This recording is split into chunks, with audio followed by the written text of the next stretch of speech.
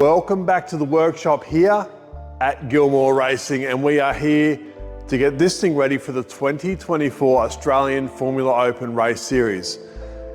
We've been pretty productive so far. We've got a whole lot of work done. We've got the new race engines in, the radiators are in, they've all been cleaned up, tidied up. Charlie's done the hard yards and picked all the bits of rubber and stuff out of them. But we need to get the rear of the car apart. We've only got a couple of weeks before the start of the season, and if we need any major components for this gearbox, we are in a world of pain. We are pretty sure we know what we need for maintenance, but if there's any surprises in there, we're really gonna struggle. Also today, we need to get the floor back on the car. The floor's been repaired, the new wear pads under the car, so the front floor section, the rear floor section is all ready to go back on. Now, for all of those who haven't watched me pull one of these gearboxes apart, here we go again.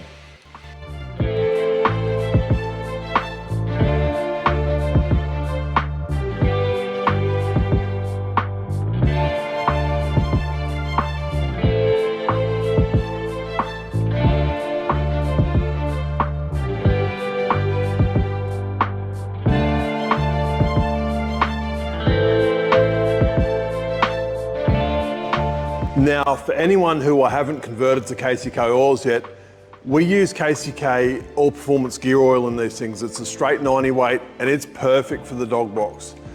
The protection's amazing, it's a really clean oil, and we never get any shiny bits out of the oil. It looks after the gears and everything so well, especially in a crash box like this. It's really, really tough on the gear, and you really need that extra film strength for the dogs so they don't round the corners and don't tear bits off. And every time we look in this thing's absolutely brand new, and our service life is so far beyond what everybody else is using, except those that are using the KCK products, for the very same reason. It saves us a whole lot of money in gear ratios and consumables because the stuff lasts for so long. The parts we do need to change is kilometre specific. It's travelled its distance, it will start to crack and fatigue, such as drive shafts, input shafts and stuff like that. It has a certain amount of life because it's only just heavy enough. Everything's as light as it can possibly be. And there's a lot of twist in these shafts in particular, and it does cause them to fail if you leave them in there that little bit too long.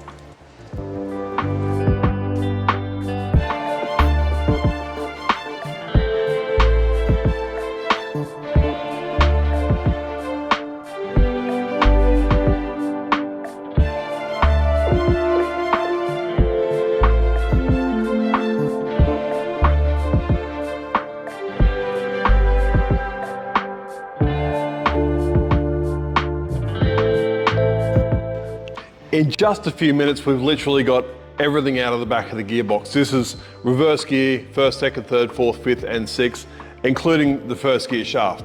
Everything slides out really neat and easy. The shifter forks and everything come out. These are really serviceable and really nice to work on, and actually quite basic for what they are. Now, the reason for all our concerns is this: excessive play in the pinion shaft, and that's the pinion, crown wheels in the middle. So we need to find out what's going on. We shouldn't have anywhere near that much play. And we noticed that at the last race meeting at Phillip Island. So whether something's happened, something's starting to fail, or something's come loose, we need to get to the bottom of this.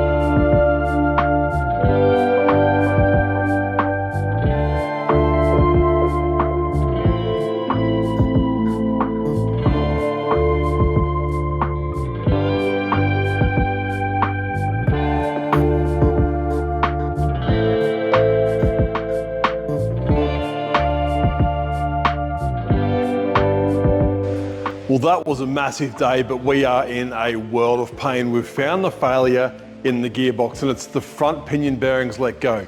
The front pinion bearing, unfortunately, is a part of this massive assembly that bolts into the gearbox. It's its own contained unit. We can't buy them from anywhere. We've got to get these bits from overseas. All of our overseas suppliers are on holidays because it's Christmas and it's New Year's, and we don't have time for this. We really don't.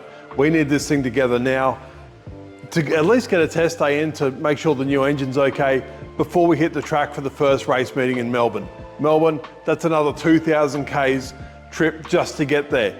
So we have immense pressure. We've got it all going on, and like I said, we're in a world of pain. We've been making phone calls and emails all afternoon trying to locate this part, and so far it's not looking good.